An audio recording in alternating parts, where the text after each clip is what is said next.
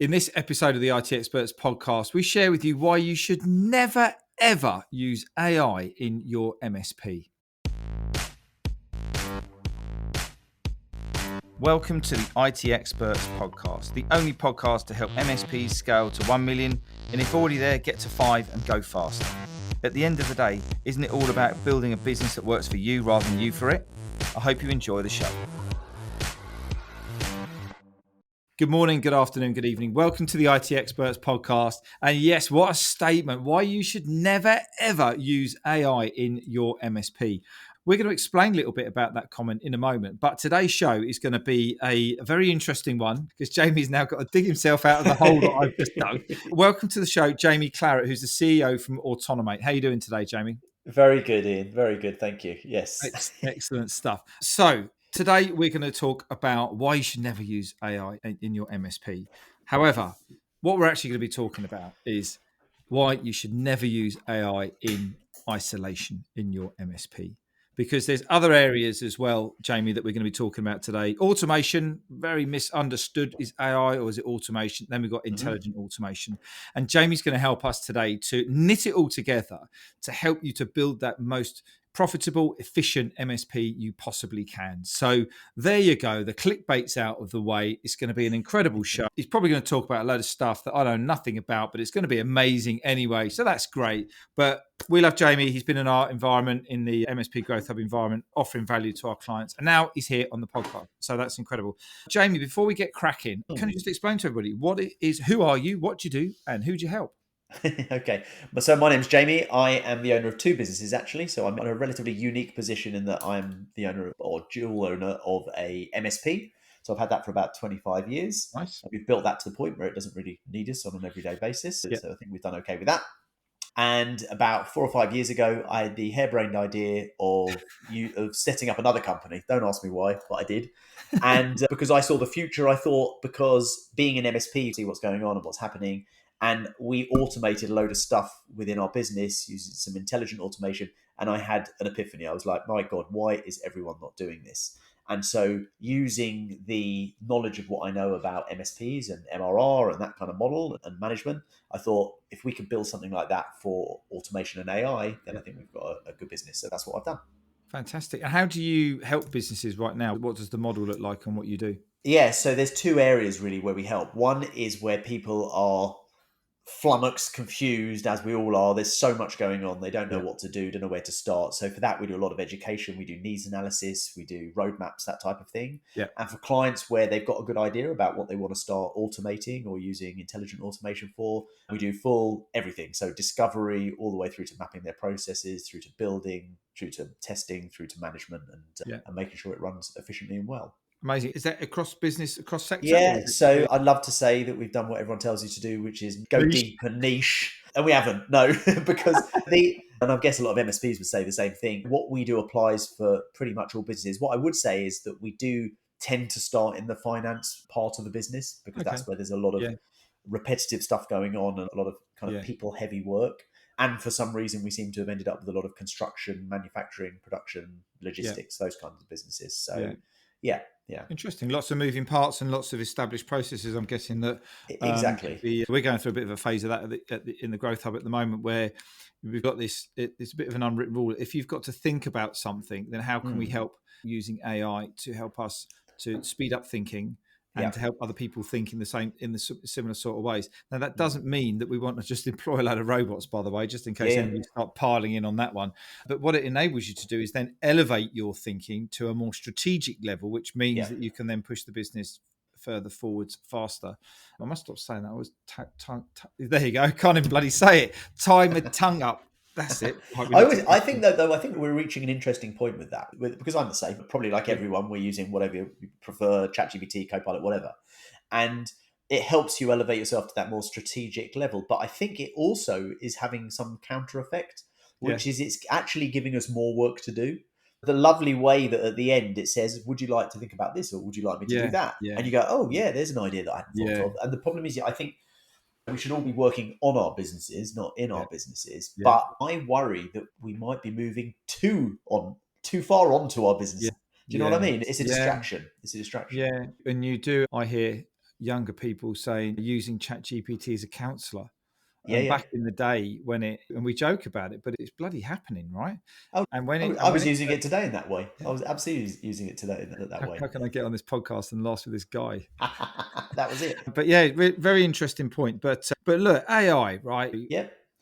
It's clickbait. Everybody's talking about it. Everybody thinks they're using it. Most people aren't actually using it. Most systems that say that they've got Yeah. AI built into them haven't got AI built into them at all. They've actually just realized that if I use the word AI. So let's just demyth some and debunk some of the buzzwords. So there's three things we've got here. Yep. There's AI, there's automation, and then Yeah. there's intelligent automation. Yeah. Jamie, let's just talk. Give us your warts and all. How do Yep. we need to be approaching these buzzwords and these things in business across the board? Okay, so I'll use language which any MSP owner will understand because they would have heard this every single day of their working life, right? So when one of your clients as an MSP says there's a problem with my hard drive, what they mean is the computer, right? They don't mean Mhm. the hard drive. Now, we as techies or engineers or whatever think a hard drive is a separate thing, there's memory and processors and Yeah, things like that.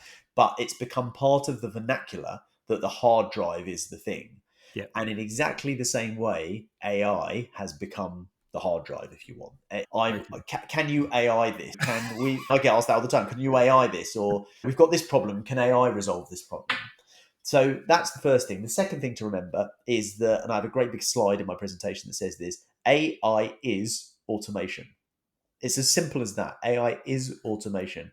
Great. It can be dressed up any way you want. It can chat to you. It can sing to you. It can be your therapist and all those kinds. But effectively, if you think about it at a deep level, it is automating parts of your life, even when you're just talking to it. It's automating bits and pieces. So the way that I describe this is that AI is the brain, and it's a brain in a jar. And we've all seen those kind of science fictions. There's great big brain and wires coming out of it. Yeah, That yeah. is what AI is. And now it's got a pair of eyes stuck to it and a pair of ears stuck to the side of it. So you can tell it things and you can show it things and do those things. But it's not interacting at this moment with your other things. So the way that I describe then automation is automation of the hands, the things that actually do something. Think about a factory, people are using their hands to do things. And now there's robotics to do things. When you plug those two things together, when you plug the brain into the hands together, like we Yeah, do as humans, yeah. you end up with intelligent automation. And that's the ability to use the power of that magnificent brain in a jar and actually get it to go and do things. And I think it's important to think about that in the context of a system, a business, and the processes within that business, because I haven't yet met a business, however great the sales pitch is from all of the PSA software or the RMM software. I've never met a company, in fact, in any sector, that uses just one piece of software and it does everything. It's No. impossible. It doesn't happen. There's still spreadsheets, there's PowerPoints, there's, I don't Yeah, know, yeah. whatever, there's bits and pieces. So the brain and the hands can interact with all of those different pieces. And in effect, it's replicating what we as humans do at those, in those different systems and on those different systems.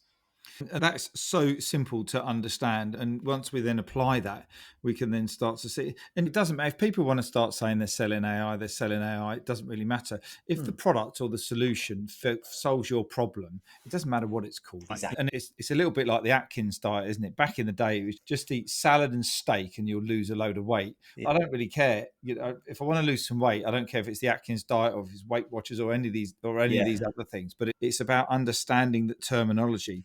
But I think the thing that's really important is that it's around adapting, though, isn't it? And using the technology to adapt. And in the early days, in the early days, I'm not thinking, I'm talking like 18 months ago. Like this is In the early days of AI, back just in the 12 day months when back. I was a lad. When I had hair, I'll tell you in the last couple of years, it was right. I'm going to get all my tickets resolved from I'm going to build AI into my help desk and I'm going to get it to make these decisions and I'm going to get it to do this and get it to do that. And it's like the adoption curve, isn't it? You've got everyone who jumps on it to start with and then let's just bump that in. But what do you mean when you talk about we need to have this MSP wake up call into the technology because it is incredible. It's not going away. It's very clever. And I think we've got to adopt it, but we've got to know what it is.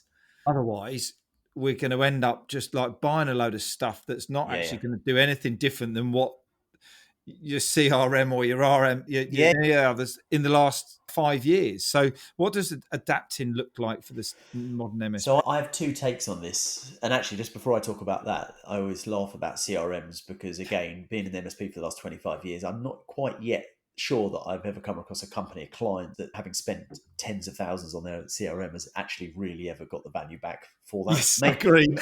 Not because CRMs are bad. And actually, this is, you could overlay this in analogy into what we're talking Yeah. about, right? Which is what the client has done when they're buying the CRM, or what they've not done, is understood how they work and what their systems are, and they've just bought a dream, signed on the dotted line, and then wondering why it still doesn't solve all their problems. So going back to the context of why they must adapt or die, there's two elements to that.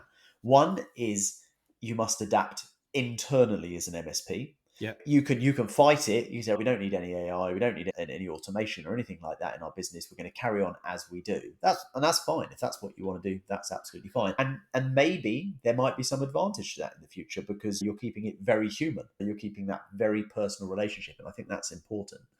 However, I think you've got to remember that your competitors will be doing that, will be using automation. So that means that if a selling point for you is how quickly you respond to your SLA or your tickets, your competitor will respond quicker.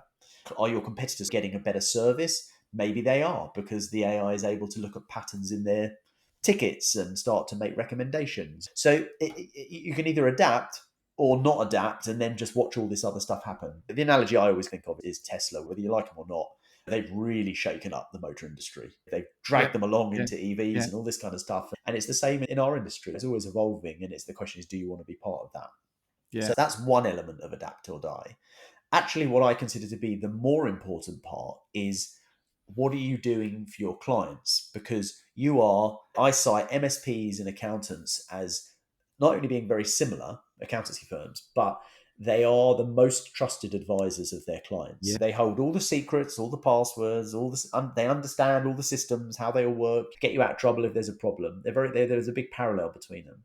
And because you are such a trusted advisor, the very first person that they're going to go and speak to if they have a question about AI, if they're worried about it, that is going to be you, because you're sitting under this massive, great IT umbrella. So if they come to you and say, can you help us explain this stuff to us and help us implement it? And you go, do you know what, sorry, that's like web development. That's not our thing. That's not our thing. Well, then they'll go and find someone that will do that. And I suspect that there will be a convergence between MSPs and automation and AI. And very soon that automation company will be saying to them, do you know what, we can actually look after the IT as well. And they'll be like, oh, okay. So I think that's the bigger of the two. Either you've got to be delivering this already to your clients, or if you're not, you should be at least speaking to them about and trying to find out what it is that they want, because they're just as confused as you are. Yeah, and they're trying to work out, is this a good thing? Is it a bad thing? Is it a security risk? Where are we actually putting all our information? Everyone's all been excited about going and chucking stuff into ChatGPT, but I haven't met anybody yet who's still read the full Apple terms and conditions every time they update your phone. Don't you do it every time you get an app. I've just let the cat out the bag. Yeah. Oh, shock, horror. And I think that there is an element of the higher level security. 1 minute all the MSPs are talking about it's not an if or when, it's you're going to get compromised from a security point of view. MSPs are a tough target, or a high target, as we know, around the security side of things. And then all of a sudden we've got this shiny ball on the left-hand screen. We're putting all the information about my customer into it. We're doing all that. And just because I've ticked a box that says I don't want it to learn, really doing that? Because you put all these privacy controls in place, and then all of a sudden you're sitting there chatting away to your father-in-law about green flip-flops one night, and then the next morning you got all these bloody adverts come up for green. Hang on a minute, no, that's really useful, and it only takes it to be helpful to you once for you to go, which that's not something that I'm important in. But the thing what you were just mentioning there about you'll resolve those tickets quicker is adopting that mindset where you can think at a different level. So, for example, we were creating some content the other day, or I was creating some content scripts and shaking it up a little bit. So keep an eye out for that. And I said, what's the top 10 podcasts? Obviously, we hadn't recorded this one yet. But what was the top 10 podcasts in the last year? So Gail put together that, and I was like, right, now I want to pick the best bits out of those podcasts and talk about those subjects. And it was like, oh, God. And I went, right. So I just threw it into chat, and I just said, I've asked Gail to say, throw it into chat and just say, what are the top 3 best conversational points in this? And what was very interesting, actually, so this is like testing. Can you do that? Is it possible for you to do that? And first of all, it came back and it was a bit crap. It Yeah. didn't, and I thought you could do a better job than that. So I changed the model. I don't Yeah. know what that means. I changed the model to a deeper learning model, and my God, it came out with something completely different. So Yeah. that was really interesting. And I think Yeah. if we're not careful, what's the one thing that we call in AI? It's probably got millions and millions of different variances and ways to use it. But coming back to, you can't, I don't think, won't enhance a poor process or a process that's not there. It just there's something I've seen before which I like, which is something like AI will just make a shit process even faster. Something along those lines. It is true. Now, what's really interesting from our point of view is that so we see this a lot, and I'm not saying our clients have bad processes; they don't. We tend to deal in the mid market, so hundreds plus staff, that kind of thing, and you would expect that they would be pretty slick on their processes and their Yeah, documented procedures and all this kind of yeah, stuff. It's an absolute shocker in that the people that work in my team, they're all ex-corporate. They're used to this kind of very yeah, professional world and yeah, things like yeah, this. And they said, Jamie, I can't believe it. This is a whopping great big company. And we asked them for some documented, I don't know, standard operating procedures. There's nothing. There's nothing. And now there's nothing wrong with that. That's yeah, just how businesses grow and evolve. But if you just so what a lot of these companies have done in the past, and people we speak to, is they've gone out and they bought the new shiny thing, the AI or the automation, and then again, like the CRM, they're thinking, oh, it hasn't really solved our problem. And that's because the root of the problem, and this applies to MSPs and it applies to their clients, is the root of the problem actually isn't about AI or automation. It's about what is this process doing? Why are you doing it? yeah, And can yeah, it, first of all, before you even spend anything on it, can it be improved, first of all? It's yeah, been done this way for 20 years. Why are you doing it this way? Oh, it's because yeah, that's how we've always done it. yeah, So the very first step that anyone should take when they're looking to improve their MSP or to help their clients is document the process, draw it out, do a workflow diagram and understand, because at that stage, it could be that just part of it needs to be automated or yeah. use AI for it. It doesn't need the whole, you don't try to, there's many ways to skin a cat. And sometimes you just need to start with one little bit. Where do they start then? So yes, we'll break the Mm. process down, and I always say just go and get the good old fashioned post-it notes and a wall and a Yeah, pen. yeah, Start it and draw it on the wall, and then bring in other people who also operate this process and go, that's not right because Steve doesn't give it to me and Jill that's doesn't right. do this and that. Get it all on the wall and go, is that what we do? And then we go, yes, it is. We go, right, now what could we be doing better or things like that? But what are some of the processes that are quick wins for MSPs to start off with? Is it that, as you said, you generally head for the finance bit first Mm. because that's where Yeah. there's like a lot of mess? Is it, what would you recommend the MSP looks at first? So there's a matrix that's very well known, very well used in the world of automation, and it's the kind of the complexity to the business benefit. So if you imagine an Okay, X and a Y, and on the X axis, is it the X? I always get confused. one going Is up. the one going up? Keep it simple. The one going up on the left hand side is business benefits. So Yeah, let's say it's 10. 10 is the maximum business benefit, and 0 is nothing. And on the right hand side is complexity. So yeah, 0 to 10, 10 being very complex. Now, what you're looking for to start with is, and this is generic, so it doesn't matter whether it's mm, finance, whether it's within the ticketing, whatever, you're looking for a process. So let's say you've mapped out with the post-it mm, notes, you're looking for a process that sits within kind of 0 to medium business win and low complexity. Because that is where you should start. These are the quick wins or the low hanging fruit, as we refer to them. yeah, This is where you should start. Unfortunately, what most people try and do is start with the probably mediocre business benefit and the most complex thing that they can think of. And then they try and throw everything at it and it doesn't work. So that's one way to measure it. Another way you can look at it is that we have what's called the gains methodology that we've created. This is breaking down a process into its kind of 4 or 5 component parts, and the main ones being the G, A, I, and N of gains. So if you think of within a process, there's a gathering process. So let's say it's tickets. Someone's going in and getting those tickets, and then they're putting them somewhere into the ticketing system. Then you've got the kind of the action, so deciding what to do with them, triaging them. That's mhm, slightly more complex than gathering them. You've then got the I, which is the intelligence. So this is how you resolve this problem. So that's very complex. And then lastly, might have the N, which is the notify, how you tell the customer what you've done with the ticket. Most people start on the I. They're like, how can we just plug AI straight into this? yeah, It's the worst place to start. The yeah, best place to start is in the G or the N, the gathering or the notifying. How can we just automate putting the triaging of the tickets, for yeah, example? yeah. That would immediately give you a win.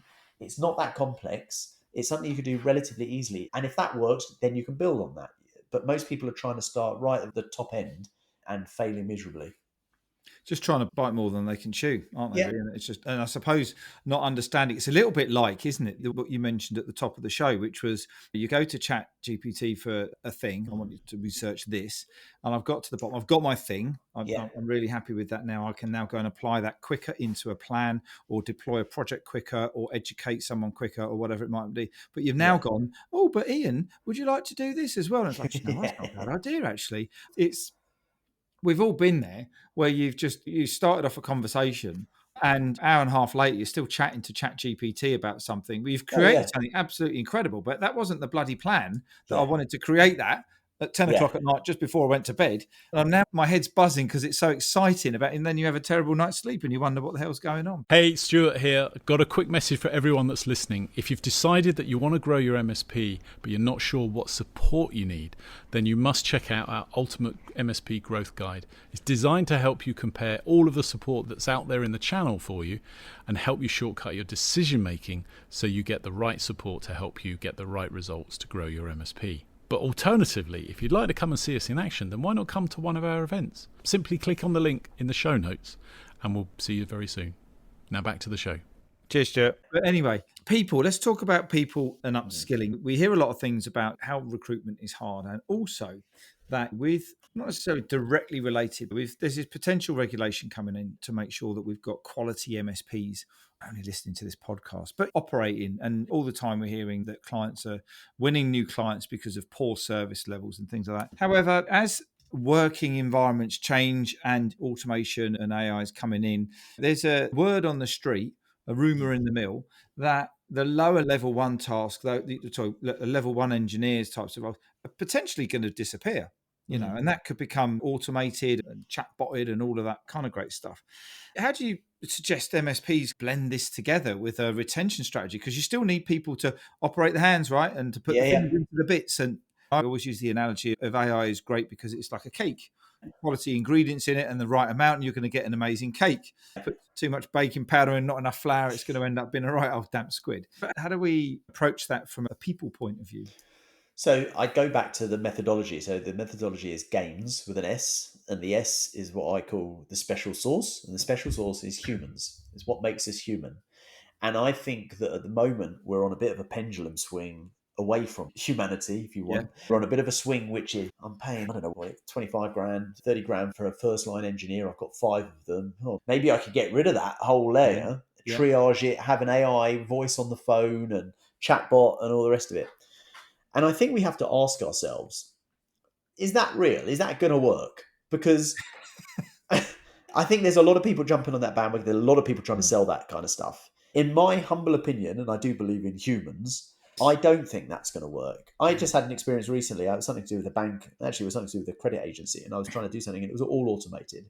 And it was effing terrible, right? We've all been there. It doesn't matter how good the AI thinks it is, how clever it can be. I actually want to speak to a human.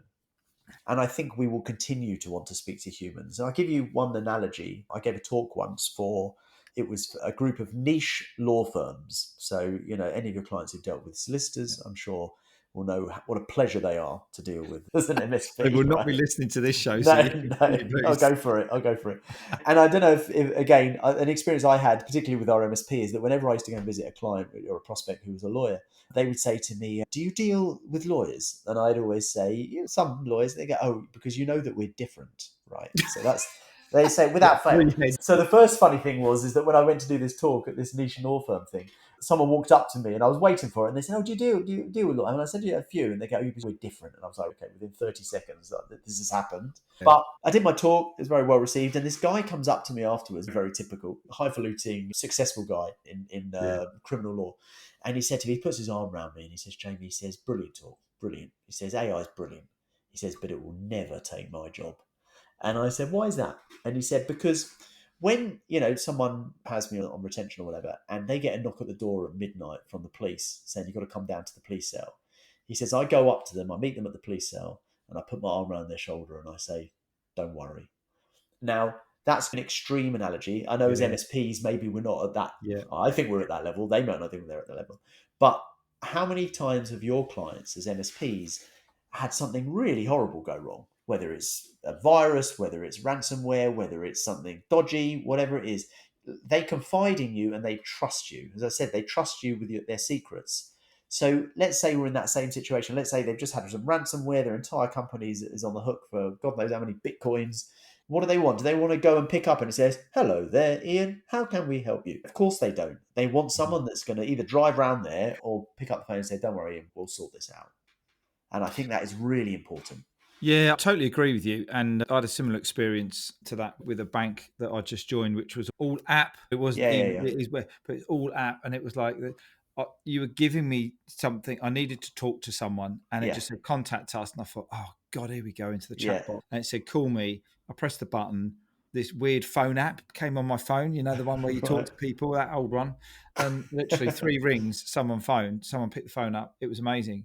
And I think what we mustn't lose face on here is exactly what you just explained there is the experience. We will pay lots of different prices for cars, holidays, clothes, meals out and everything like that. When you sit there, and I just use a personal experience, when I'm sitting above the helicopters in the Shard drinking a glass of wine with my wife looking down, I'm not paying 60 quid for a bottle of wine. Yeah, exactly. I'm paying 60 quid for the experience and I want it to be good. But likewise, I could go down the road and I could spend the similar sort of money and it will be cold and dark and someone's banging and fixing and I have a bad experience. And I think that it's the human that creates the experience, isn't it? And it's that kind of side of it. So how do we help the team not be, I guess, fearful of some of this change and help them upskill by using it as well? Is it just a case of putting them on a ChatGPT course? No, I don't think so. First of all, I would have that conversation with them. I would tell them, I would use like your example there. I'd use those examples and make them realise that they're human and they're valued. I think that's really important. And they're different. And they are different. And they're all unique in their own unique ways. Yeah. So I think that's important. I think we can't deny that there will be areas where there will be reductions in staff. I think that's a reality. However, what I see is most of our clients, in fact, I'd say all of our clients don't want to reduce headcount. They want to increase productivity with the people that they've got. That's the first thing. The second thing is the people that are really going far in the clients that we deal with are the curious ones. So if you've got a team member and they're really curious about, I don't know, Zapier or agents in ChatGPT, go for it. Give them the space if you can, or give them a project, or let them suggest a little project they can do to do it, because those are going to be the front runners. Just look back to the days of when the internet and email and stuff started out. There was always the kind of one that was playing around with it, and look where they are now. I would encourage that. And I guess if you can make your company a company that wants to embrace this stuff, you're always going to have blockers. There's always going to be people in the business that are fearful of it, who don't want to change and things like that. And as I'm a massive advocate of EOS and traction. And people have got to believe in the values of the business and the purpose of the business. And if they're not coming along, if that's changed now because of AI and automation, then they're not necessarily right for the business. And maybe they'll find a better job doing something they enjoy more that doesn't involve any of that stuff. Just before we wrap up, let's have a chat about the future of the MSP. From what we see, most MSPs are doing, not the ones in the MSP Growth Hub, you must understand, doing a terrible job at selling or demonstrating the value of cybersecurity, data security to the world. And on the back of that, they're selling scared and people aren't really getting it and they don't think they need it until they crash the car, sort of thing. And then, so what I'm getting at is there's enough stuff going on with security, let alone, I'll tell you what we should do. Let's do a little bit of automation as well. So now you've got MSPs going, I'm going to start doing a bit of building in some, whether it's NL or a bit of dynamic or whatever it might be, stuff in here. And I see we've got down on the notes here a term I haven't obviously read this very much before we've started the show today. An MASP, a managed automation service provider. Can't even say it. I've got to put you just made that up, haven't you? I did. I did just make that one up. What's the future of the MSP with all of this potential efficiencies? And this is just a big old shiny ball that we know what happens when MSPs get a shiny ball. It all normally goes a little bit Pete Tong. Okay. So I think the security thing is interesting because I have a foot in both camps. I think the security thing is interesting, right? The security thing, you can see people glaze over and automatically put the barriers up when you start talking to them about security. It is what it is. And it doesn't matter how to try and sell it, whether it's pain, whether it's insurance, whatever it might be. The one thing that I found very liberating with Automate is that people's eyes light up when you go and speak to them about automation AI. It's a totally different experience, and it's quite liberating. I go to places now and they actually want to speak to me. I should try it. They actually want to speak to you. They're interested. They're curious. They've tried some bits and pieces themselves. So this is why I started the business.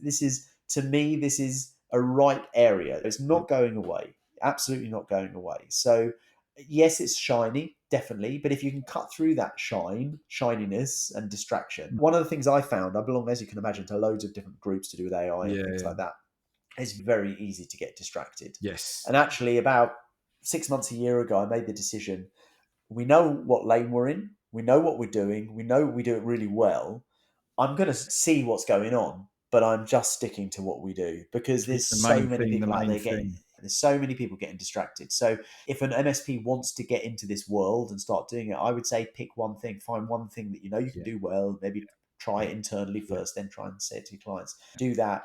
And then, of course, and I would say this, the other option as well is to partner with a company that does this type of thing, because maybe you don't want to learn how to do it. You don't want to have a whole new skill set. You don't want to retrain people. There's companies like ours and other companies that could help you deliver that to people. It's an exciting time, though, isn't it? Very. Jamie, brilliant show. Thank you very much. I think we could have talked for a lot longer than we did, but we haven't got everybody's ears for that length of time.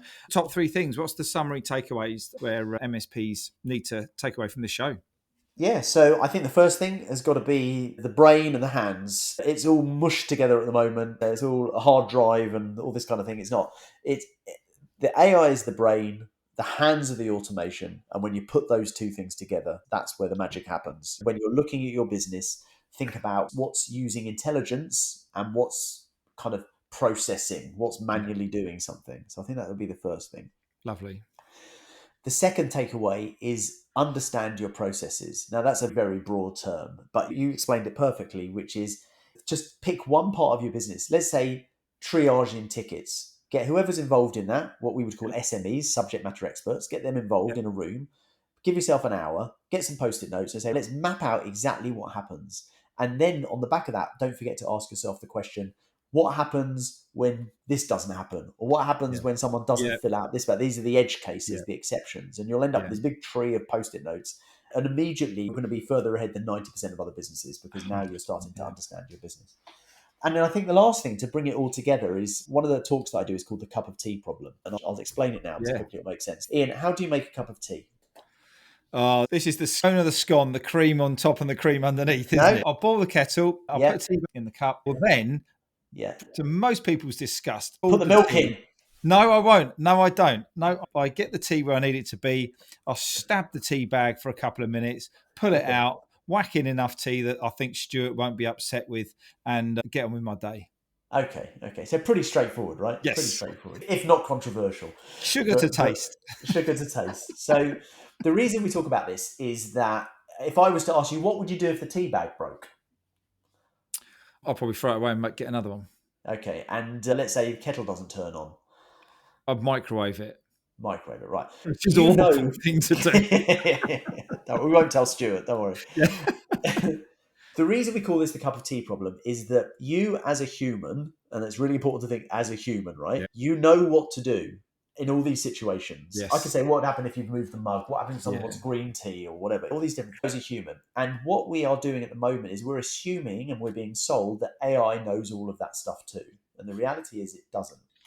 So if you don't tell an AI or automation what to do if the tea bag breaks, it will just carry on making the cup of tea with a broken tea bag, right? Yeah. Or if the kettle doesn't boil, you'll have a cold mug of tea because it doesn't know what to do. So once you've gone through these first 2 steps, you've understood the hands and the brain, you've worked out your triage process.